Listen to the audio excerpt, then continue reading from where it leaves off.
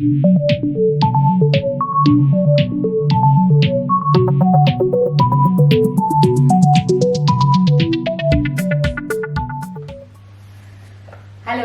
എല്ലാവർക്കും it's me സുപ്രിയുടെ അടുത്തൊരു വീഡിയോയിലേക്ക് വലിയൊരു സ്വാഗതം. ഞാൻ സുപ്രിയ. ഈ കൊറോണ കാലത്തിന്റെ പ്രാരംഭദശയിൽ അയർലൻഡിലേക്ക് ജോലിക്ക് വന്ന 2 വ്യക്തികളെ ഞാൻ നിങ്ങൾക്കായി പരിചയപ്പെടുത്തുകയാണ്. അവർ 2 പേരും നഴ്സുമാരാണ്. അവർ ഈ കൊറോണയുടെ ആരംഭ സമയത്ത് ഇങ്ങോട്ട് വന്നു. ഇപ്പോൾ ഫാമിലി അവരോടൊപ്പം ജോയിൻ ചെയ്തു. അപ്പൊ നമുക്ക് അവരുടെ വിശേഷങ്ങളൊന്നും അറിയാം. അവരെങ്ങനെയാണ് ഇത്ര ഡിഫിക്കൽട്ട് സമയമായിട്ടും ഇവിടെ എത്തിയത്. നമുക്കത് ആദ്യം സംശയം ഉണ്ടായിരുന്നു, അയർലൻഡിലേക്കുള്ള റിക്രൂട്ട്മെന്റ് ഒക്കെ നടക്കുവോ ഇല്ലയോ എന്നൊക്കെ. പക്ഷെ എന്നിട്ട് അവർ വന്നു, അവരുടെ ഫാമിലി ഇവിടെ വന്നു. അപ്പൊ അവര് സന്തോഷമായിട്ട് ജോലിക്ക് പോകുന്നു. നമുക്ക് അവരോടുള്ള വിശേഷങ്ങൾ അന്വേഷിച്ചറിയാം. അതോടൊപ്പം ഈ അയർലൻഡിലേക്കുള്ള ഇപ്പോഴത്തെ കറന്റ് നഴ്സിംഗ് ഇങ്ങനെ എന്താ പറയണേ റിക്രൂട്ട്മെന്റിന്റെ പ്രോസസ്സുകളും എല്ലാം നമുക്ക് അവരോട് തന്നെ നേരിട്ട് ചോദിച്ചറിയാം. അപ്പൊ ഇന്ന് നമ്മളോട് വിശേഷങ്ങൾ പങ്കുവെക്കാനായിട്ടുള്ളത് 2 ആൾക്കാരാണ്. ഒന്ന് ജിനു ജോർജ്, 2 ഹിമാചലി. അപ്പൊ ഇത് നമ്മളോടൊപ്പം ഇവിടെ ഇരുന്ന് ജിനുവിന്റെ കുട്ടി കീരയും കൂടെ ഉണ്ട്. പിന്നെ ഹിമയുടെ ഹസ്ബൻഡ് നിപിനും നമ്മുടെ ജിനുവിന്റെ ഹസ്ബൻഡ് മനുവും ഇവിടെ സന്നിഹിതരായിട്ടുണ്ട്. അവരോട് നമുക്ക് പിന്നീട് വിശേഷങ്ങളൊക്കെ ചോദിച്ചറിയാം, അവരുടെ എക്സ്പീരിയൻസ് അയർലൻഡിലേക്ക് വന്നിട്ടുള്ളത്. പക്ഷേ നമ്മൾ ജിനുവിനോടും ഹിമയോടും നമുക്ക് കുറച്ച് ചോദ്യങ്ങളൊക്കെ ചോദിച്ചുകൊണ്ട് തന്നെ തുടങ്ങാം. നിങ്ങൾ എന്നാണ് അയർലൻഡിലേക്കുള്ള പ്രോസസ്സ് ശരിക്കും സ്റ്റാർട്ട് ചെയ്തത്? ഞാൻ തുടങ്ങിയത് 2018 ഡിസംബറിലാണ് എക്സാം പാസ്സായത്. OET പാസ്സായി, December 1 എക്സാം പാസ്സായി. അതിനുശേഷം എന്റെ ഹസ്ബൻഡ് ഒമാനിലായതുകൊണ്ട് ഞാൻ കുറച്ച് പ്രോസസ്സിങ് ലേറ്റ് ആക്കി. കാരണം ഒരുമിച്ച് മീൻസ് വന്ന് ലീവിന് പോയേ ഉണ്ടായിരുന്നുള്ളൂ. അപ്പൊ പിന്നെ 1 വർഷം കൂടെ, അപ്പൊ എനിക്കറിയാതെ ഒരു 8 മാസം എടുക്കുമെന്ന് എനിക്കറിയാമായിരുന്നു. അപ്പൊ അതുകൊണ്ട് ഞാൻ സ്റ്റാർട്ട് ചെയ്തപ്പോ ഒരു ഫെബ്രുവരി മാർച്ചൊക്കെ ആയി. തുടങ്ങിയപ്പോ ഫെബ്രുവരി മാർച്ചായി. മാർച്ചിൽ ഞാൻ ആപ്ലിക്കേഷൻ ബാക്കിന് അപ്ലൈ ചെയ്തു. 2019 മാർച്ചിൽ അപ്ലൈ ചെയ്തപ്പോ നമുക്ക് പഴയ സ്കീമായിരുന്നു, ഇന്നത്തെ പോലെ ഓൺലൈൻ അല്ലായിരുന്നു. പഴയ സാധാരണ അപ്ലൈ ചെയ്ത് പാക്ക് വന്നു. അങ്ങനെ പാക്ക് വന്നതിന് ശേഷം എന്താ പറയാ, പിന്നെ അതിന്റെ പിന്നാലെ പാക്കിന് ഞാൻ അപ്ലൈ ചെയ്തിട്ട്, പക്ഷെ എനിക്കൊരു ഡിലേ വന്നു. കാരണം ഞാൻ എന്റെ OET റിസൾട്ട് പബ്ലിക് ആക്കിയിട്ടുണ്ടായിരുന്നില്ല. അപ്പൊ ഒരു 10 ദിവസം ഞാൻ മറന്നുപോയതുകൊണ്ട് അതിനൊരു ഡിലേ വന്നുകൊണ്ട് അവിടെയും ഡിലേ വന്നു. അങ്ങനെ പാക്ക് വന്നതിന് ശേഷം പിന്നെ നമ്മൾ കോളേജ്, വർക്ക് എക്സ്പീരിയൻസ്, KNC അങ്ങനെ ഓടി. അങ്ങനെ കൊടുത്തതിന് ശേഷം 3 മാസം കഴിഞ്ഞപ്പോഴേക്കും DL കിട്ടി. അപ്പൊ 2019 മാർച്ച് തൊട്ട് 2020 മാർച്ച് വരെ ഏകദേശം ഒരു വർഷം. അത് എന്റെ ഡിലേ കൊണ്ടാണ്. അതിന് 8 മാസമൊക്കെ മതി. അതുപോലെ തന്നെയൊക്കെ 2018 ഡിസംബറിൽ പാക്കിന് അപ്ലൈ ചെയ്തു. ജനുവരിക്ക് ആയപ്പോഴത്തേനും പാക്ക് വന്നു. പിന്നെ 6 മന്ത്സിനുള്ളിൽ, അതെ ജൂണൊക്കെ ആയപ്പോഴത്തേനും DL കിട്ടി. പക്ഷെ അതിനുശേഷം ഇന്റർവ്യൂ വരാൻ വേണ്ടിട്ട് കുറച്ച് സമയം എടുത്തു. അവിടെയാണ് എനിക്ക് ലാഗ് വന്നത്. അങ്ങനെ ഞാൻ ഇപ്പൊ മാർച്ചായി. അപ്പൊ നിങ്ങൾ 2 പേരും 2020 മാർച്ചോടുകൂടി. ഞാൻ 18 വന്ന 22. ഓക്കെ. അപ്പൊ ഈ സത്യം പറഞ്ഞാൽ ഞാൻ വേറെ കാര്യം ചോദിച്ചിട്ട്, അപ്പൊ ഈ കൊറോണ ശരിക്കും നമ്മുടെ എല്ലായിടത്തും ഒന്ന് തുടങ്ങിയ സമയമാണ്. അപ്പൊ നിങ്ങൾക്ക് സംശയം ഉണ്ടായിരുന്നു നിങ്ങൾക്ക് വരാൻ പറ്റുമോ എന്നൊക്കെ? ടെൻഷനായിരുന്നോ? അല്ലേ? അത് വന്നു കഴിഞ്ഞിട്ട് നിങ്ങൾക്ക് ഇവിടെ ഇഷ്ടപ്പെട്ടോ? എങ്ങനെയുണ്ട്? വന്ന സമയം ഞങ്ങളുടെ സമയത്ത് ഭയങ്കര പീക്കിൽ നിൽക്കുന്ന സമയമാണ്. നമുക്ക് നാട്ടിലും ഇങ്ങനെ കൊറോണ തുടങ്ങണേ ഉള്ളൂ, അവിടെ ഇവിടെയൊക്കെ എന്തൊക്കെയാ തുടങ്ങണുള്ളൂ. അതുകൊണ്ട് നമുക്കൊന്നും അറിയില്ല. ഞങ്ങളിവിടെ വരുമ്പോ നമ്മൾ ഇതുവരെ നഴ്സിംഗ് എക്സ്പീരിയൻസ് ചെയ്ത ഫുൾ PPE-ലാണ് വർക്ക് ചെയ്യുന്നത്. ഫുൾ PPE വിത്ത് ഗൗണ്, മറ്റേ ഗ്ലാസ്, എല്ലാം. അപ്പൊ നമുക്ക് ഭയങ്കര ഒരു വലിയൊരു എന്താ പറയാ, ഇങ്ങനെയും നമുക്ക് ചെയ്യേണ്ടി വരണല്ലോ. അപ്പൊ നമുക്ക് കാണാൻ പറ്റും പേഷ്യൻസിന്റെ സിംറ്റംസ് ഒക്കെ നമുക്ക് കാണാൻ പറ്റുന്നുണ്ട്. അപ്പൊ ഇങ്ങനെയാണ്. പക്ഷെ നമ്മുടെ നാട്ടിലൊന്നും അറിയില്ല, ആർക്കും അറിയില്ല, ആരോടും പറഞ്ഞിട്ടുമില്ല. അത്രയും ഗുരുതരാവസ്ഥയിലാണ് നമ്മൾ വർക്ക് ചെയ്യുന്നതെന്ന് ആരും പറഞ്ഞില്ല. അങ്ങനെ 2-3 മാസം കഴിഞ്ഞപ്പോഴാണ് നമ്മൾ വീട്ടിൽ പറഞ്ഞത് ഇവിടെ കൊറോണ നൈസായിട്ടുണ്ട്, ചെറുതായിട്ടുണ്ടെന്ന് പറഞ്ഞു തുടങ്ങിയത്. ഭയങ്കര എക്സ്പീരിയൻസ് ആയിരുന്നു. കേസുകൾ, ഡെത്ത്. അതെനിക്ക് തോന്നുന്നത് ഇവിടെ ഓരോരുത്തർക്കും അത് പുതിയ എക്സ്പീരിയൻസ് തന്നെയായിരിക്കും. നമുക്ക് ഇവിടെ ഉണ്ടായിരുന്നവർക്കും നാട്ടിലുള്ളവർക്കും വന്നവർക്കും ഒക്കെ അല്ലെ ഭയങ്കര ടെൻഷൻ പിടിച്ചൊരു സമയമായിരിക്കും. കീരക്കുട്ടിക്ക് ഇവിടെ വന്നിട്ട് ഇഷ്ടപ്പെട്ടോ? എങ്ങനെയുണ്ട്? ഇഷ്ടമായോ? ഓ ഓക്കെ. അപ്പം പിന്നെ നിങ്ങളുടെ IELTS-ന്റെ OET-യുടെ ഒക്കെ എക്സ്പീരിയൻസ് എങ്ങനെയായിരുന്നു? അത് പാടാണിരുന്നോ? എങ്ങനെ ഉണ്ടായിരുന്നു? ഞാൻ OET പഠിച്ചത്. ഞാൻ ആലുവയിലുള്ള ഒരു ഇൻസ്റ്റിറ്റ്യൂഷനിലാണ് പോയി പഠിച്ചത്. അപ്പം അവിടെ എന്താ പറയാ, നല്ലപോലെ നമ്മളെ പഠിക്കാൻ വേണ്ടിട്ട് നന്നായി പ്രോത്സാഹിപ്പിക്കുന്ന ഒരു ഇൻസ്റ്റിറ്റ്യൂഷനാണ്. അപ്പൊ അവിടെ പഠിച്ചതുകൊണ്ടാണ് എനിക്ക് ഒന്നാമത്തെ അറ്റംപ്റ്റില് തന്നെ OET കിട്ടിയെന്നാണ് എന്റെ ഒരു വിശ്വാസം. നമ്മുടെ ഹാർഡ് വർക്ക് ദൈവത്തോടുള്ള. എത്ര നാളെടുത്തു ക്ലിയർ ചെയ്യാനായിട്ട്? ഞാൻ 3 മാസം. ഞാനും അതെ 3 മാസം ക്ലിയർ ചെയ്യാൻ വേണ്ടിട്ട്. ഞാൻ തൃശ്ശൂരാണ് പഠിച്ചത്. ഞാൻ തൃശ്ശൂർ തന്നെ എനിക്കറിയാൻ ഇവിടെ എല്ലായിടത്തും ഉണ്ടെന്ന് പറയാം. പക്ഷെ എനിക്ക് മോളുള്ളതുകൊണ്ട് ഞാൻ ഒത്തിരി ദൂരം പോകാൻ പറ്റാത്തതുകൊണ്ട് ഹോസ്റ്റലിൽ നിന്ന് പഠിക്കാനുള്ള ആ ഒരു മടി കൊണ്ട് തൃശ്ശൂരിൽ നിന്ന് പഠിച്ചു. പക്ഷെ ഞാൻ ഇതിനു മുമ്പ് IELTS 2 പ്രാവശ്യം ട്രൈ ചെയ്തിരുന്നു. IELTS എനിക്ക് റൈറ്റിംഗ് കിട്ടുന്നുണ്ടാവില്ല. അപ്പൊ അങ്ങനെ ഞാൻ പിന്നെ OET നോക്കി. അങ്ങനെ OET കിട്ടി. ഇവിടെ ഇവര് വരാൻ വേണ്ടിട്ട് എന്തൊക്കെ ചെയ്തു, എന്തൊക്കെ പ്രോസസ്സിൽ കൂടിയാണ് ഇവർ കടന്നുപോയത്, എന്തൊക്കെ പേപ്പർ വർക്കുകളാണ് ഇവർ ചെയ്തത്, എംപ്ലോയർ എങ്ങനെയാണ് കണ്ടുപിടിച്ചത്, അങ്ങനെയുള്ള കുറച്ച് കാര്യങ്ങൾ. അപ്പൊ ഹിമയും ജിനുവും നമ്മളോട് അത് കുറച്ച് വിശദമായിട്ട് പറയാൻ ആഗ്രഹിക്കുന്നു. അപ്പൊ നമുക്കത് കേട്ട് നോക്കാം. അതായത് OET പാസ്സായതിനു ശേഷം ഒരു ഏജൻസി വഴിയായിട്ട് ആപ്ലിക്കേഷൻ പാക്കിന് വേണ്ടിയിട്ട് അപ്ലൈ ചെയ്ത് ഒരു 1 മന്ത് ടൈം എടുത്തു പാക്ക് വരാനായിട്ട്. അതായത് ഇപ്പോഴത്തെ മോഡലിൽ നിന്ന് വ്യത്യസ്തമായിരുന്നു പണ്ടത്തെ ഇത്. അതായത് നമ്മള് പോസ്റ്റ് വഴിയാണ് ആപ്ലിക്കേഷൻ പാക്ക് കിട്ടിക്കൊണ്ടിരുന്നത്. ഇതാണ് ആ പാക്ക്. അപ്പം അതിനകത്ത് 2 സെക്ഷനാണുള്ളത്, സെക്ഷൻ 1ഉം സെക്ഷൻ 2ഉം. സെക്ഷൻ 1 നമ്മുടെ പേഴ്സണൽ ഡീറ്റെയിൽസും, സെക്ഷൻ 2 കോളേജിൽ നിന്ന്, നമ്മൾ വർക്ക് ചെയ്ത ഹോസ്പിറ്റലിൽ നിന്ന്, പിന്നെ നഴ്സിംഗ് കൗൺസിലിൽ നിന്ന്. അങ്ങനെ അത് സെക്ഷൻ 1 നമ്മൾ തന്നെ വേണം സെൻഡ് ചെയ്യാനായിട്ട്. സെക്ഷൻ 2 ഹോസ്പിറ്റലിൽ നമ്മൾ വർക്ക് ചെയ്ത ഏത് ഹോസ്പിറ്റലാണോ അത് അവർ സെൻഡ് ചെയ്യുന്നു. അതുപോലെ കോളേജ്, നമ്മൾ പഠിച്ച കോളേജിൽ നിന്ന് അവർ സെൻഡ് ചെയ്യുന്നു. നഴ്സിംഗ് കൗൺസിലിൽ നിന്നുള്ളത് അത് അവർ സെൻഡ് ചെയ്യുന്നു. അങ്ങനെ അതിനുശേഷം നമ്മുടെ സ്റ്റാറ്റസ് നമുക്ക് ഓൺലൈൻ വഴിയായിട്ട് ചെക്ക് ചെയ്തുകൊണ്ടിരിക്കാം. ഒരു 90 ഡേയ്സിനുള്ളിൽ DL വന്നു. DL വന്നതിന് ശേഷം പിന്നീടാണ് നമുക്ക് എംപ്ലോയറിനെ അറേഞ്ച് ചെയ്ത് തരണത്. അതിന് വേണ്ടിയിട്ട് നമുക്ക് ഇന്റർവ്യൂ ഉണ്ടായി, എംപ്ലോയറിനെ കിട്ടി. അങ്ങനെ ഇന്റർവ്യൂ കഴിഞ്ഞു, എംപ്ലോയർ ഓഫർ ലെറ്റർ അയച്ചു തന്നു. പിന്നെ എക്സാം ഡേറ്റ് എടുത്തു, വിസയ്ക്ക് അപ്ലൈ ചെയ്തു. പിന്നെ വിസയ്ക്ക് വേണ്ടിയിട്ട് അപ്ലൈ ചെയ്തു. വിസയ്ക്ക് വേണ്ടി അപ്ലൈ ചെയ്തതിനു ശേഷം നമ്മള് അവിടെ VFS പോയിട്ടാണ് വിസയുടെ ഡോക്യുമെന്റ്സ് കൊടുത്തത്. അങ്ങനെ ഒരു 10 ദിവസത്തിനുള്ളിൽ വിസ കിട്ടി. അതിനുശേഷം ടിക്കറ്റ് എടുത്തു. എനിക്ക് ശരിക്കും എക്സാം ഡേറ്റ് കിട്ടിയിരുന്നത് മാർച്ച് 28-നായിരുന്നു. പക്ഷെ കൊറോണയുടെ ഒക്കെയും സാഹചര്യങ്ങൾ കാരണം കൊണ്ട് കുറച്ചും കൂടെ നേരത്തെ പോരേണ്ട വന്നു. ഞാൻ 20th ഇവിടെ എത്തി. അതായത് ഫ്ലൈറ്റ് ക്യാൻസൽ ചെയ്യുന്നത് 2 ദിവസം മുമ്പാണ് ഇവിടെ എത്തിയത്. അത്രയാണ് പ്രോസസിംഗ് ഡീറ്റെയിൽസ്. അപ്പൊ ഞാൻ ഒരു കാര്യം ചോദിച്ചിട്ട് എന്റെ ചെറിയ സംശയമാണ്. നിങ്ങൾ ഈ പാക്ക് വരാനായിട്ട് നിങ്ങൾ അപ്രോച്ച് ചെയ്ത ഏജന്റും എംപ്ലോയറെ കണ്ടുപിടിക്കാൻ നിങ്ങൾ ഹെൽപ്പ് ചെയ്ത ഏജന്റും എല്ലാം ഒരു ഏജന്റ് തന്നെയാണ് അല്ലേ? ആക്ച്വലി എന്റെ കാര്യത്തിൽ ഞാൻ വേറൊരു ഏജൻസി വഴിയാണ് ഫസ്റ്റ് പ്രോസസിംഗ് സ്റ്റാർട്ട് ചെയ്തത്. പക്ഷെ DL വന്നിട്ടും കുറെ നാൾ കഴിഞ്ഞിട്ട് അവർക്ക് ഇന്റർവ്യൂ എനിക്ക് അറേഞ്ച് ചെയ്ത് തരാൻ പറ്റുന്നുണ്ടായിരുന്നില്ല. അങ്ങനെ വന്നപ്പോൾ ഞാൻ ഏജൻസി മാറി. പക്ഷെ ഞാൻ ആപ്ലിക്കേഷൻ പാക്കേജ് മുതൽ എന്റെ എക്സാം എന്നെ കൊണ്ടുപോയി എക്സാം എഴുതിച്ച് വരെ ഒരു ഏജന്റാണ്. ചെറിയൊരു സംശയമാണ്, കാരണം നാട്ടിൽ നിന്ന് ആൾക്കാർക്ക് സംശയം ഉണ്ടാവില്ല എങ്ങനെയാണെന്നുള്ളത്. പക്ഷെ നമ്മള് നല്ലൊരു ഏജൻസിയിൽ കൊടുക്കാൻ തന്നെക്ക് ചെയ്യുന്നവരുണ്ട് കേട്ടോ. അവിടെ തന്നെ എന്റെ കൂടെ ഒരുപാട് പേര് തന്നെ ചെയ്യുന്നവരുണ്ട്. പക്ഷെ തന്നെ എനിക്ക് നമ്മൾ ആദ്യമായിട്ട് ഇവിടെ വരുമ്പോ ഈ തന്നെ ചെയ്യുന്നവരുടെ ഒന്നെങ്കിൽ ഹസ്ബൻഡോ ആന്റിയോ അങ്കിളോ ആരെങ്കിലും ഫ്രണ്ട്സോ ഒക്കെ ഇവിടെ ഉള്ളവരാ. പക്ഷെ എനിക്ക് അങ്ങനെ ആരും ഇല്ല. അപ്പൊ ഞാനൊരു ഏജൻസിനെ കൊടുത്തു. അതുകൊണ്ട് ആ പുള്ളിക്കാരൻ വന്നു, പിക്ക് ചെയ്തു, കൊണ്ടാക്കി, എക്സാമിന് കൊണ്ടാക്കി, എല്ലാ ആള് തന്നെ ചെയ്തു. അപ്പൊ നമുക്ക് ഒരു സംശയത്തിന് ഇട വന്നില്ല, ഒന്നും ഇട വന്നില്ല. നല്ല ഫ്രീ ആയിട്ട് നല്ല ഗൈഡൻസ് ആയിരുന്നു. അപ്പൊ നിങ്ങള് നാട്ടില് നിങ്ങളുടെ വിസയൊക്കെ വന്നു റെഡിയായി, നിങ്ങൾ ഇങ്ങോട്ട് വരാൻ തയ്യാറെടുത്തോണ്ടിരിക്കുകയായിരുന്നു. അപ്പൊ ഈ കൊറോണ സമയത്ത് നിങ്ങളുടെ ഫ്ലൈറ്റ് എക്സ്പീരിയൻസ് എങ്ങനെയൊക്കെയായിരുന്നു?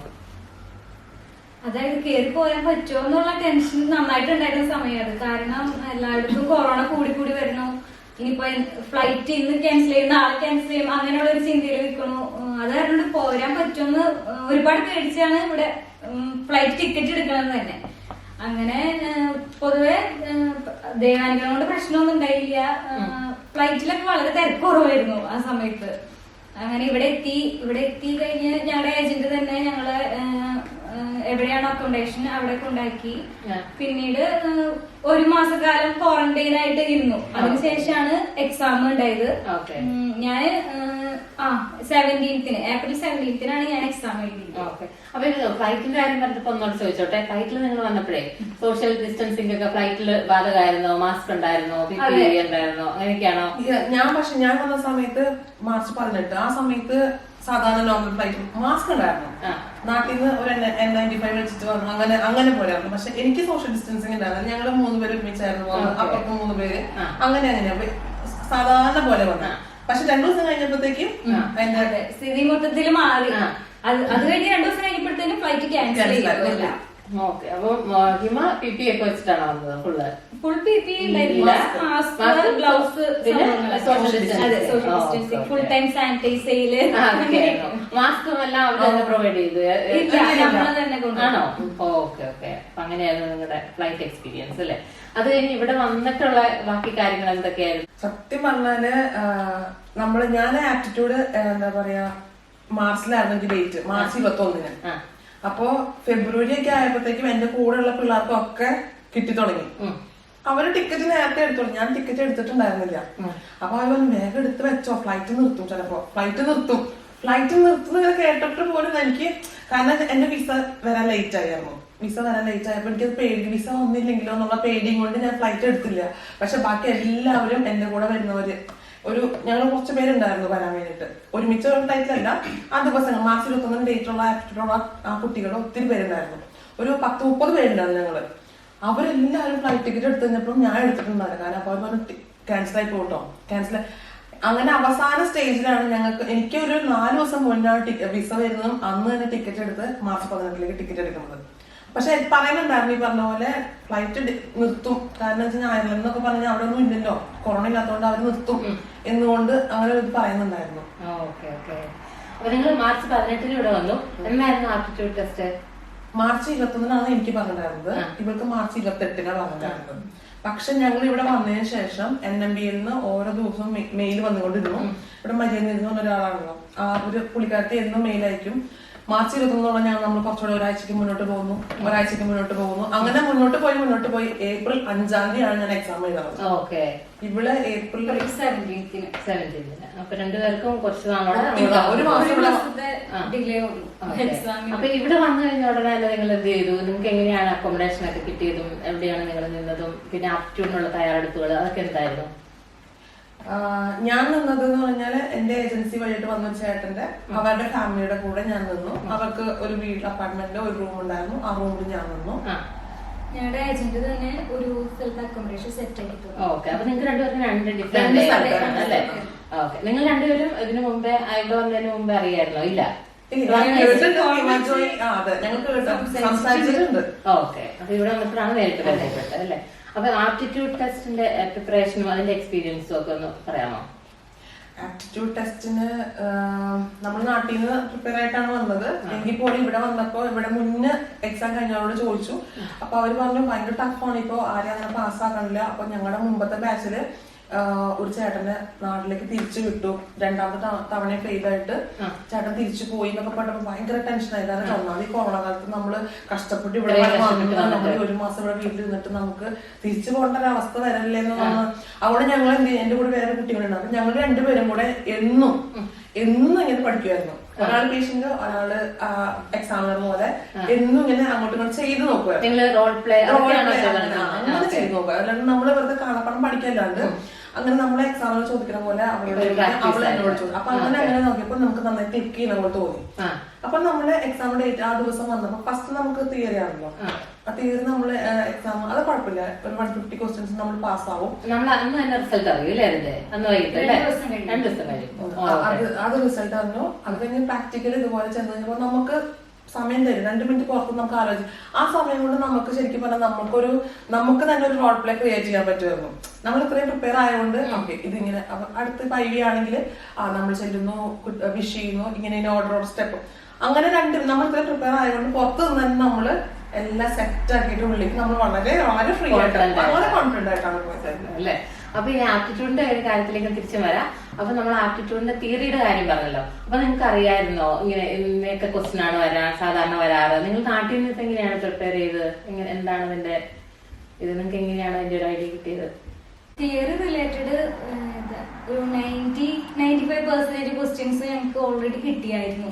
അപ്പം അത് തന്നെയാണ് ഏകദേശം നമുക്ക് തിയറി എക്സാം അത് നമ്മൾ നഴ്സിംഗിന് പഠിച്ച സെയിം ക്വസ്റ്റ്യൻസ് തന്നെ എങ്ങനെയാണ് Multiple Multiple choice choice questions. questions. Okay. അപ്പൊ അതിൽ 150 എണ്ണത്തില് എത്ര വേണം നമുക്ക് പാസ്സാവാനായിട്ട്? 130-135 വേണമെന്ന് തോന്നുന്നു. അതെ. കറക്റ്റ് ആയിട്ട് ഓക്കെ. അപ്പൊ ഈ സെക്കൻഡ് പാർട്ടാണ് ആപ്റ്റിറ്റ്യൂഡ് ടെസ്റ്റിന്റെ സെക്കൻഡ് പാർട്ടാണ് പ്രാക്ടിക്കൽ റോൾ പ്ലേ. അതാണ് ഇത്തിരി ഡിഫിക്കൽട്ട് അല്ലേ? ഡിഫിക്കൽട്ടാണ്. തിയറി ഒരുമാതിരി എല്ലാവരും പാസ്സാവും. ഓക്കെ. വലിയ ടെൻഷൻ അടിക്കണ്ട തിയറി റിലേറ്റഡ് കാര്യങ്ങൾ. പക്ഷെ പ്രാക്ടിക്കല് നമുക്ക് ചിലപ്പോ മൈന്യൂട്ട് ആയിട്ടുള്ള കാര്യങ്ങളൊക്കെ ആയിരിക്കും നമ്മൾ സ്റ്റേഷനിൽ ഫെയിൽ ആയി പോണത്. Okay okay. ചിലപ്പോ നമ്മളത് ശ്രദ്ധിച്ചില്ല വരും, അവരതായിരിക്കും ശ്രദ്ധിക്കുന്നത് അല്ലേ? നമുക്ക് ഒത്തിരി എക്സ്പീരിയൻസ് ഉണ്ടാവും. നമുക്ക് ഒത്തിരി നമ്മൾ ഐ ഇടുമ്പോ നമ്മളിപ്പോ ഒരു ബബിള് കയറി കഴിഞ്ഞാൽ നമ്മള് അത് കൊട്ടിക്കളഞ്ഞ് പെട്ടെന്ന് നമ്മളിടും. പക്ഷെ ഇവിടെ അത് വലിയ ഇഷ്യൂ ആണ്. ഓക്കെ. ഒരു ബബിള് കയറി കഴിഞ്ഞാൽ നമ്മൾ അത് എങ്ങനെ ഹാൻഡിൽ ചെയ്യുന്നതാണ് ഇവര് നോക്കണത്. അത് നമ്മൾ ഹാൻഡിൽ ചെയ്യാൻ നല്ല ഇപ്പൊ സത്യസന്ധമായി പറയാൻ എനിക്ക് ഐ വി സ്റ്റേഷനിൽ ബബിള് കയറിയിരുന്നു, സത്യമായിട്ടും കയറിയിരുന്നു. പക്ഷെ ഞാനത് ചെയ്തെന്ന് പറഞ്ഞാൽ നമ്മള് ചെയ്ത ഒന്ന് ശരിക്കും തിരിച്ചിട്ട് ഫസ്റ്റത്തെ ഒരു ഡ്രോപ്പ് കളഞ്ഞപ്പോഴത്തേക്കും അത് പേഷ്യന്റിന്റെ ഉള്ളിലേക്ക് കയറേണ്ട കിഡ്നി ട്രേക്ക് വീണു.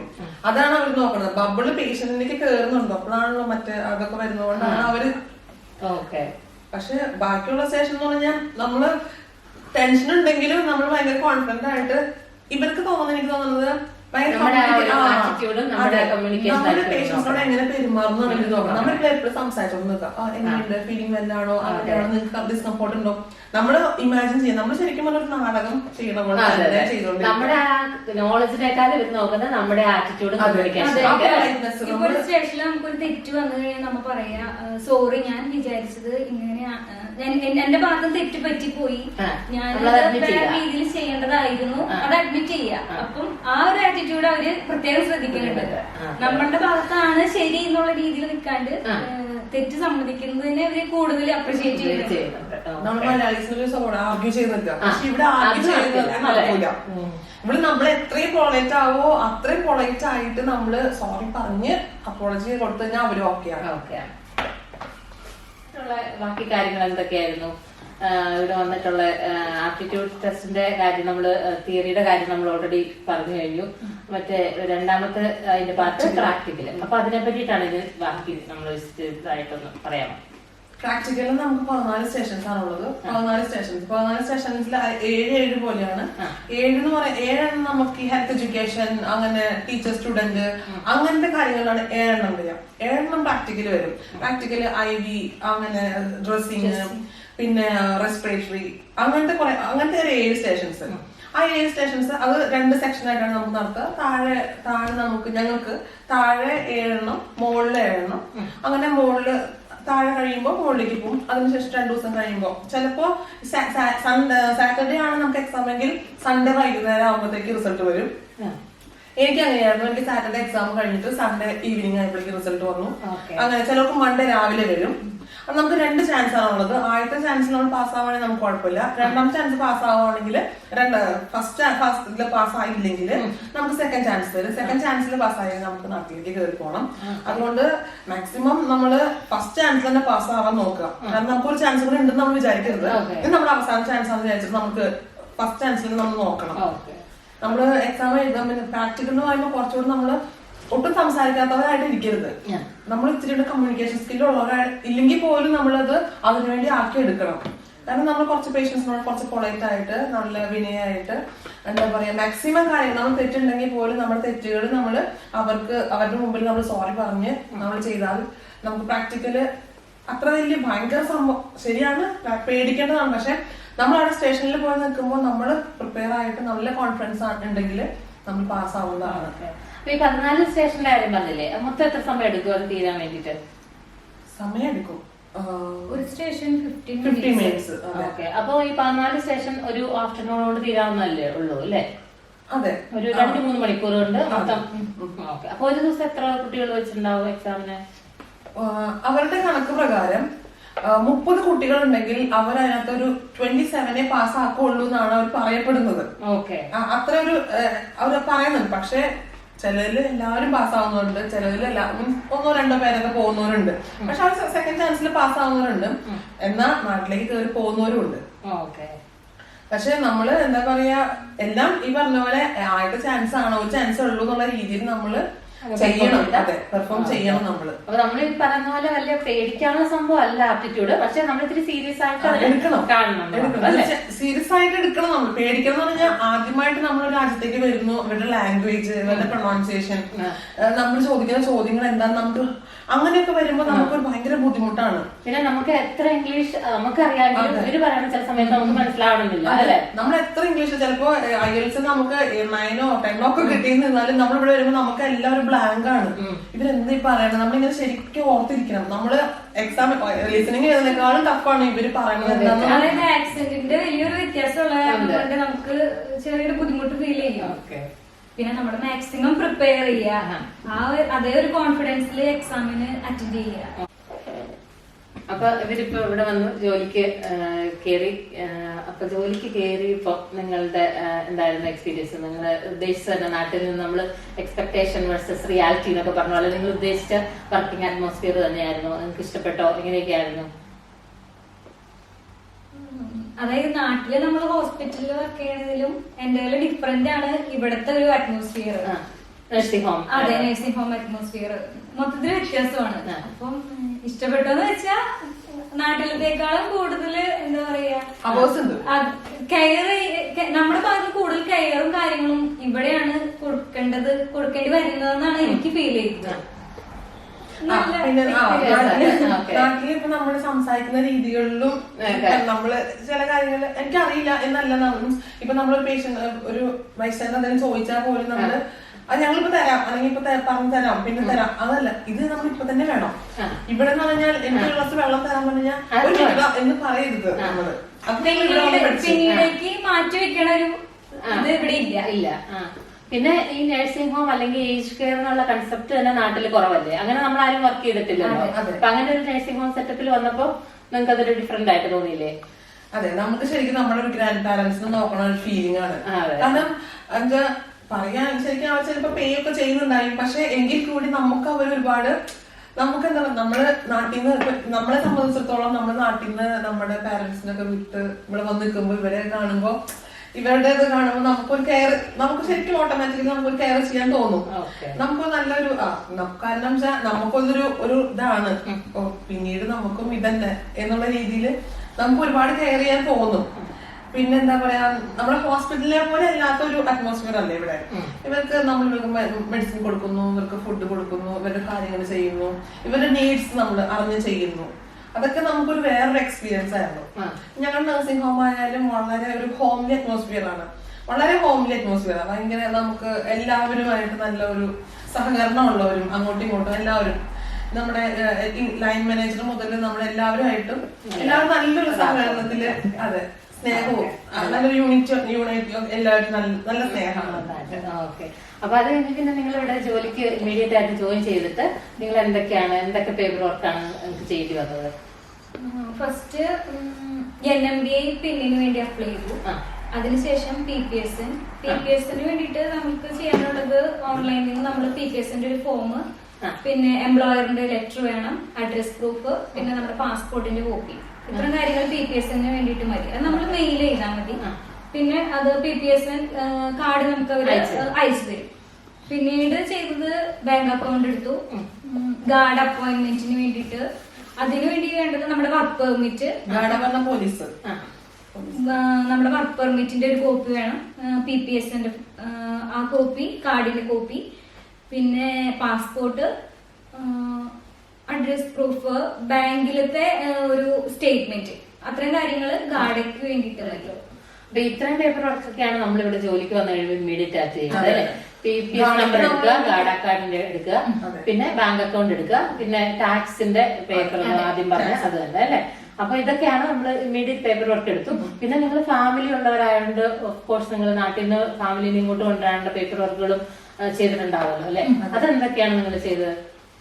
അത് ഞങ്ങള് എന്താ പറയാ, നമുക്കൊരു ലിസ്റ്റ് ആയിട്ടാണ് ഞങ്ങൾ അന്ന് എഴുതി വെച്ച ഒരു ലിസ്റ്റ് ആണ് ഇത്. ഞങ്ങൾ അന്ന് തൊട്ട് ഇങ്ങനെ, കാരണം നമ്മുടെ മനസ്സിലെന്താ കൊണ്ടുവരണം. അപ്പൊ നമ്മൾ അന്ന് തൊട്ടേ ലിസ്റ്റ് ചെയ്ത് വെച്ചു. അപ്പൊ നമുക്കൊരു ഇൻവിറ്റേഷൻ ലെറ്റർ വേണം. അതായത് ഇൻവിറ്റേഷൻ ലെറ്റർ എന്ന് പറയുമ്പോൾ നമ്മള് ഇവിടെ നിന്ന് ഞാൻ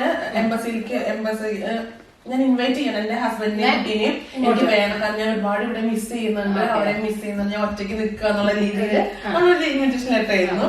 പിന്നെ പാസ്പോർട്ടിന്റെ ഫുൾ കോപ്പി ഫുള്ള് വേണം കേട്ടോ. നമ്മുടെ ഫസ്റ്റ് പേജ് മുതൽ 37th പേജ് വരെ നമ്മള് ഫുൾ കോപ്പി വേണം. പിന്നെ നമ്മൾ മുമ്പ് പറഞ്ഞ ഗാഡ കാർഡിന്റെ കോപ്പി വേണം. പിന്നെ ബാങ്ക് സ്റ്റേറ്റ്മെന്റ് 6 മാസത്തെ ബാങ്ക് സ്റ്റേറ്റ്മെന്റ് വേണം. അത് നമുക്ക് പ്രിന്റ്, നമ്മളിപ്പോ ഏത് ബാങ്കിലായാലും നമ്മൾ പ്രിന്റ് എടുത്തു കഴിഞ്ഞാൽ അത് നമുക്ക് പ്രിന്റ് ചോദിച്ചു കഴിഞ്ഞാൽ അവർ പ്രിന്റ് നമുക്ക് തരും. പിന്നെ പേ സ്ലിപ്പ്, ഈ 6 മാസത്തെ പേ സ്ലിപ്പ് വേണം. കാരണം റീസെന്റ് ആയിട്ടുള്ള പേ സ്ലിപ്പ് നമ്മളിപ്പോ തിങ്കളാഴ്ചയാണ് ഈ പറഞ്ഞ ഇത് ഇവരുടെ VFS തന്നെയാണ് പോണത് വിസയ്ക്ക്. അപ്പൊ തിങ്കളാഴ്ച പോണെന്നുണ്ടെങ്കിൽ ആ ഒരാഴ്ച മുന്നത്തെ അപ്ലൈ ചെയ്യാൻ നമ്മൾ സെൻഡ് ചെയ്ത് കൊടുക്കാം. പിന്നെ എംപ്ലോയ്മെന്റ് ലെറ്റർ, ആ ഒരു ലെറ്റർ വളരെ ഇമ്പോർട്ടന്റ് ആയിട്ടുള്ള ലെറ്റർ ആണ്. പിന്നെ tax credit copy. Tax credit copy എന്ന് പറഞ്ഞ പോലെ ഇപ്പൊ ഹിമ പറഞ്ഞ പോലെ നമ്മൾ വരുമ്പോ ഈ PPS കഴിയുമ്പോൾ നമ്മൾ റവന്യൂലേക്ക് നമ്മളിവിടെ ഒരാൾ വന്നിട്ടുണ്ട്, നമ്മുടെ ടാക്സ് നമ്മുടെ നാട്ടിൽ നികുതി അടയ്ക്കുന്ന ഒരു പേപ്പർ വേണം. പിന്നെ നമ്മുടെ NMBയുടെ പിൻ നമ്പറിന്റെ ആ ഒരു കോപ്പി. പിന്നെ വർക്ക് പെർമിറ്റ്, പിന്നെ ലാൻഡ് ലോഡ് ലെറ്റർ. ഞാൻ ഇവിടെ വന്നു കഴിഞ്ഞാൽ ഇവർക്ക് അക്കോമഡേഷൻ റെഡിയാണ്. പിന്നെ യൂട്ടിലിറ്റി ബില്ല്, പിന്നെ ആനുവൽ റിട്ടൻഷൻ സർട്ടിഫിക്കറ്റ്, അത് ഇതിൽ തന്നെ വരുന്നത്, ഈ ഇതിൽ വരുന്നതാണ്. അങ്ങനെ ഇത്രയും കാര്യങ്ങൾ നമ്മൾ വെച്ചിട്ട് നമ്മൾ ഇവിടുന്ന് ഇതെല്ലാം കൂടി നമ്മള് നമ്മുടെ ഹസ്ബൻഡിന് സെൻഡ് ചെയ്ത് കൊടുക്കും. ഒന്നെങ്കിൽ ഹസ്ബൻഡ് സെൻഡ് ചെയ്യാം, അല്ലെങ്കിൽ ഏജൻസിക്ക് സെൻഡ് ചെയ്യാം. ഞാൻ എന്റെ ഹസ്ബൻഡിന് സെൻഡ് ചെയ്ത് കൊടുത്തു. ഹസ്ബൻഡ് എല്ലാം ഏജൻസിക്ക് സെൻഡ് ചെയ്തു. അപ്പൊ അവര് പറയും എന്തെങ്കിലും വേണോ കുറവ്, പക്ഷെ നമ്മൾ സെൻഡ് ചെയ്തെല്ലാം കറക്റ്റ് ആയിരുന്നു കൊടുത്തു. പിന്നെ അവിടുന്ന് അവർക്ക് ഒത്തിരി കാര്യങ്ങളുണ്ട്, അത് പിന്നീട് അവര് പറയുന്നതായിരിക്കും. അപ്പൊ നമ്മൾ ഇത്രയും കാര്യങ്ങൾ ഇവിടുന്ന് ചെയ്തു. ഞാൻ ഇവിടുന്ന് ചെയ്ത് ഒരു ഏജൻസിയിലാണ് കൊടുത്തത്. ആ ഏജൻസിയിലെ ചേച്ചി എന്താ പറയുക, നമുക്കൊരു ഡേറ്റ് VFS തന്നെ, കൊച്ചി VFS തന്നെയാണ് നമ്മൾ എടുക്കുന്നത്. ആ ദിവസം ഇതെല്ലാം കൊണ്ട് നമ്മൾ ചെല്ലുന്നു, അവിടെ നമ്മൾ പൈസ അടയ്ക്കുന്നു. അതിനുവേണ്ടി വെയിറ്റ് ചെയ്തത് എനിക്ക് 20ാമത്തെ ദിവസം, എന്റെ ഫാമിലിക്ക് 20ാമത്തെ ദിവസം വിസ വന്നു. അപ്പൊ നമ്മള് സാധാരണ ഇവിടെ പണ്ടത്തെ ഒരു സ്കീം വെച്ചിട്ട് പണ്ടെല്ലാരും പെർ ഹെഡിന് 3000 യൂറോ നമ്മൾ കാണിക്കണം എന്ന് പറയാറുണ്ട്. ഞാൻ പക്ഷെ എന്റെ ഏകദേശം ഒരു 5000 യൂറോളം ഉണ്ടായിരുന്നു. അത് സെറ്റ് ആക്കി വെച്ചു, കാരണം നമുക്ക് അത് കാണിക്കണമെന്ന് പറഞ്ഞു. പിന്നെ ഹിമ 3000 കാണിച്ചെന്ന് തോന്നുന്നുണ്ട്, 3000 മുകളിൽ കാണിച്ചിരുന്നു. പക്ഷെ പറയുന്നത് നമ്മുടെ അക്കൗണ്ടിൽ ഒരു 3000 എങ്കിലും മിനിമം കാണിക്കണം, അല്ലെങ്കിൽ താഴേക്ക് പോകരുത് എന്ന് പറയുന്നുണ്ട്. കാരണം നമ്മൾ ഒരാളെ കൊണ്ടുവരുമ്പോ നമ്മുടെ ഡിപ്പെൻഡിൽ വരുമ്പോ അതിനുള്ളത് നമുക്ക് ഒരു ബാധ്യതയായിട്ട് അതുകൊണ്ട് പിന്നെ നാട്ടില് ഇവർക്ക് സ്പൗസിനും ഒരു 25,000 അത്ര വേണം അവരുടെ അക്കൗണ്ടില്. പിന്നെ പിന്നെ എനിക്ക് ചെലവായെന്ന് പറഞ്ഞാല് നമ്മള് ഈ ടോട്ടൽ വിസ പ്രോസസ്സിന് അറൗണ്ട് നാട്ടില് 10,000 രൂപയോളം പെർ ഹെഡ്. അപ്പൊ നമ്മുടെ കൂടെ ജിനുവിന്റെ ഹസ്ബൻഡ് മനുവുണ്ട്, ഹിമയുടെ ഹസ്ബൻഡ് നിപിനും ഉണ്ട്. അപ്പൊ ഇവരോട് നമുക്ക് ഇവരുടെ വിശേഷങ്ങൾ ചോദിക്കാം. ഇവരിവിടെ എത്തി, ഇവരുടെ ഫ്ലൈറ്റ് ജേർണി ഇത്തിരി ഡിഫിക്കൽട്ട് ആണെന്നാണ് ഞാൻ കേട്ടത്. അപ്പൊ ആ എക്സ്പീരിയൻസ് എങ്ങനെയായിരുന്നു ആദ്യം? തീർച്ചയായും ഞങ്ങളുടെ നാട്ടിൽ ഇപ്പൊ ഞങ്ങളുടെ വിസയുടെ പ്രോസസ്സിംഗ് ചെയ്യാൻ വേണ്ടി വൈഫിന്റെ സൈഡിൽ നിന്ന്, അതായത് വൈഫ് അയർലൻഡ് വർക്ക് ചെയ്യുന്ന കാര്യം അവരുടെ സൈഡിൽ നിന്ന് കുറച്ച് പേപ്പേഴ്സ് ഞങ്ങൾക്ക് സെൻഡ് ചെയ്ത് തന്നിരുന്നു. അപ്പൊ ഞങ്ങളുടെ നാട്ടിലൊരു ഏജൻസി ആയിട്ട് കോൺടാക്ട് ചെയ്തു. അപ്പൊ അവര് ഞങ്ങൾക്കൊരു ചെക്ക് ലിസ്റ്റ് പോലെ തന്നിരുന്നു. ആ ലിസ്റ്റ് അനുസരിച്ച് വൈഫിന്റെ സൈഡിലുള്ള വൈഫ് ഞങ്ങൾക്ക് സെൻഡ് ചെയ്ത് തന്നു. പിന്നെ ഞങ്ങളുടെ സൈഡിൽ നിന്നുള്ളതെന്ന് പറഞ്ഞു കഴിഞ്ഞാൽ ഞങ്ങൾ ഏതെങ്കിലും അതായത് പോലീസ് ക്ലിയറൻസ് വേണ്ടി വന്നു. അതായത് ഞങ്ങൾ നാട്ടിലെ അക്കൗണ്ടിൽ മിനിമം 25,000 കീപ്പ് ചെയ്യണമെന്നാണ് അവരുടെ ഇതനുസരിച്ച് പറഞ്ഞത്. അപ്പൊ അത് കീപ്പ് ചെയ്തു. പിന്നെ ഞങ്ങളുടെ മാരേജ് സർട്ടിഫിക്കറ്റ് സബ്മിറ്റ് ചെയ്യേണ്ടി വന്നു. പിന്നെ പോലീസ് ക്ലിയറൻസ് വേണ്ടി വന്നു റീസെന്റ് ആയിട്ടുള്ളത്. പിന്നെ അങ്ങനെ ഇതെല്ലാം കൂടി ഞങ്ങൾ നാട്ടിലെ ഏജൻസി ആയിട്ട് കോണ്ടാക്ട് ചെയ്തു. അപ്പൊ അവര് നമുക്ക് VFS ഡേറ്റ് എടുത്തു തന്നു. അങ്ങനെ VFS ഞങ്ങൾ എല്ലാ പേപ്പേഴ്സും സബ്മിറ്റ് ചെയ്തു. അങ്ങനെ അതനുസരിച്ച് ഞങ്ങൾക്ക് ഏകദേശം ഒരു ഇപ്പോഴത്തെ കൊറോണയുടെ അവസ്ഥയായിട്ട് പോലെ ഒരു 20 ദിവസത്തിനുള്ളിൽ ഞങ്ങൾക്ക് വിസ കിട്ടി. അപ്പൊ മനുവിന് കുറച്ചും കൂടെ പേപ്പർ വർക്ക് കൂടുതൽ വേണ്ടി വന്നു അല്ലേ? എനിക്ക് വേണ്ടി പറഞ്ഞ ഇതേപോലുള്ള പേപ്പർ വർക്ക് അതിന്റെ എക്സ്ട്രാ ആയിട്ട് വന്നത് കൊച്ചിന്റെ ബർത്ത് സർട്ടിഫിക്കറ്റും പിന്നെ മാമോദിസ സർട്ടിഫിക്കറ്റ്. പിന്നെ ഇത് സബ്മിറ്റ് ചെയ്യുമ്പോൾ ഞങ്ങൾക്ക് മാരേജ് സർട്ടിഫിക്കറ്റ് അല്ല മാരേജിന്റെ ഫോട്ടോസ് അങ്ങനെയുള്ള കാര്യങ്ങളൊക്കെ കൂടെ സബ്മിറ്റ് ചെയ്യണം. അത്രയും ഉണ്ടായിരുന്നു. അല്ലാണ്ട് വേറെ എക്സ്ട്രാ ആയിട്ട് കൊച്ചിന്റെ മാത്രം കൊച്ചിന്റെ ഇല്ല, അതിനൊന്നും അവളെ UKG-യിലായിരുന്നു.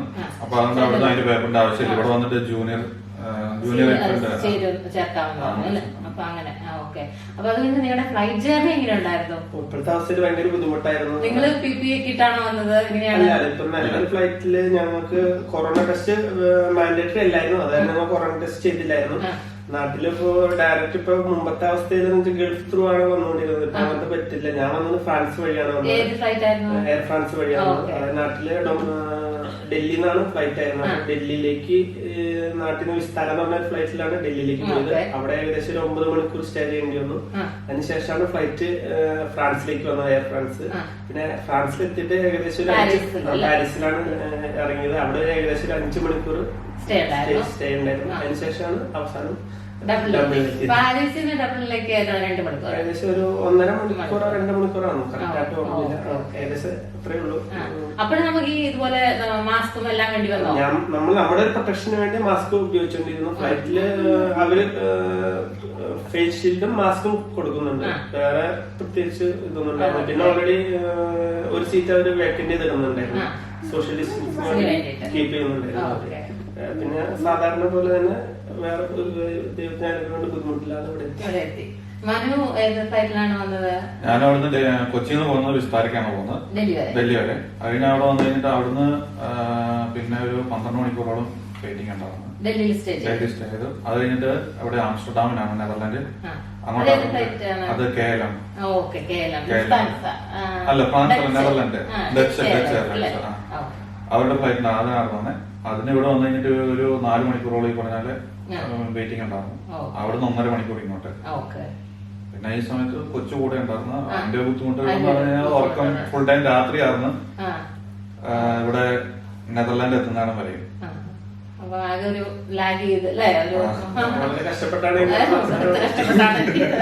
അപ്പൊ ഇവിടെ എത്തിക്കഴിഞ്ഞിട്ട് നിങ്ങൾ രണ്ടുപേരും കുട്ടി അടക്കം 14 ദിവസം വെച്ച് ക്വാറന്റൈൻ. ഇവിടെ എത്തിക്കഴിഞ്ഞപ്പോ നിങ്ങൾക്ക് എങ്ങനെ തോന്നി? ഇങ്ങനെ നിങ്ങൾ ഉദ്ദേശിച്ച സ്ഥലമാണോ, തണുപ്പ്, അതായിട്ടൊക്കെ എങ്ങനെ അഡാപ്റ്റ് ചെയ്യാൻ പറ്റി?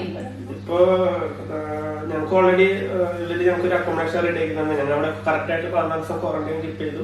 അതിനുശേഷം കൊറോണ ടെസ്റ്റ് ചെയ്തു, അത് നെഗറ്റീവായിട്ട് വേണമെങ്കിൽ. അതിനുശേഷം ഗാഡയില് അപ്പോയിന്റ്മെന്റ് എടുത്തു. ഗാഡ അപ്പോയിന്റ്മെന്റില് നമുക്ക് അവർ ഇവിടെ വർക്ക് ചെയ്യാമെന്നുള്ള, ഇപ്പൊ wife critical skill work permit ആയ കാരണം നമുക്കിപ്പോ വേറെ പ്രത്യേകിച്ച് വർക്ക് പെർമിറ്റിന്റെ ആവശ്യമില്ല. അവിടെ ഒരു 1G എന്ന് പറഞ്ഞൊരു സ്റ്റാമ്പ് നമുക്ക് ഇഷ്യൂ ചെയ്തിരുന്നു. അതുണ്ടെങ്കിൽ വർക്ക് പെർമിറ്റ് ഇല്ലാതെ ജോലി ചെയ്യാമെന്നാണ് അതുകൊണ്ട് അവർ ഉദ്ദേശിക്കുന്നത്. അപ്പൊ ഞാൻ ഇന്റർവ്യൂ കഴിഞ്ഞിട്ട് ജോലിക്ക് വേണ്ടി തയ്യാറായിട്ടുണ്ട്. സന്തോഷം. മനുവിന്റെ കാര്യങ്ങൾ ബാക്കി കാര്യങ്ങൾ അതേപോലെയുള്ള ഫോർമാലിറ്റീസ് എല്ലാം ക്ലിയർ ചെയ്യാം. പിന്നെ ഒരു ഇന്റർവ്യൂ ഞാനും അതേപോലെ അറ്റൻഡ് ചെയ്തിട്ടിരിക്കുകയാണ്. അപ്പം ശരിക്കും പറഞ്ഞാൽ ജിനു, ഹിമയ്ക്ക് ഒക്കെ വലിയൊരു താങ്ക്സ്. അതോടൊപ്പം നിബിനും മനുവിനും. കാരണം ഇവരുടെ ക്വാറന്റൈൻ കഴിഞ്ഞ ഉടനെ തന്നെയാണല്ലോ എന്നോടൊപ്പം സഹകരിച്ച് ഞാൻ വിളിച്ചപ്പോ യാതൊരു മടിയില്ലാതെ ഇവരുടെ കാര്യങ്ങളൊക്കെ പറഞ്ഞു തരാനായിട്ട് റെഡിയായി. അപ്പം ഇവരുടെ എന്താ പറഞ്ഞ ഇവർ കടന്നു വന്ന എല്ലാ വഴികളും വിശദീകരിച്ചു. അപ്പൊ അതിനൊക്കെ വലിയൊരു താങ്ക്സ്. അപ്പം ഞാൻ പറഞ്ഞു എന്റെ ചാനൽ ഒരു ചെറിയ ചാനലാണ് എന്നൊക്കെ പറഞ്ഞു. പക്ഷെ അവര് ഇനി വരാനുള്ളവരോട് നിങ്ങൾക്ക് എന്താണ് പറയാനുള്ളത് എന്നുള്ള ഒരു ചെറിയ 1-2 കാര്യങ്ങളൂടെ ഒന്ന് പറഞ്ഞു തന്നിട്ട് നമുക്ക് നിർത്താം. അപ്പൊ ഇതാണ് ഇവരുടെ കൊച്ചു ഫാമിലി. ഹിമയും നിവിനും പിന്നെ മനുവും ജിനുവും കേരക്കുട്ടി. അപ്പൊ ഞാനൊരു കാര്യം ഇവരോട് ചോദിച്ചു, ഈ പുതിയതായിട്ട് നാട്ടിൽ നിന്ന് വരാൻ നിൽക്കുന്നവർക്ക് ഇവർക്ക് എന്തെങ്കിലും പ്രത്യേകിച്ച് ഉപദേശം വല്ല തരാനുണ്ടോ? ഇവരുടെ ഭാഗത്തു നിന്ന് എന്താണ് ഇവർക്ക് പറയാനുള്ളതെന്ന് നമുക്കൊന്ന് കേട്ടു നോക്കാം.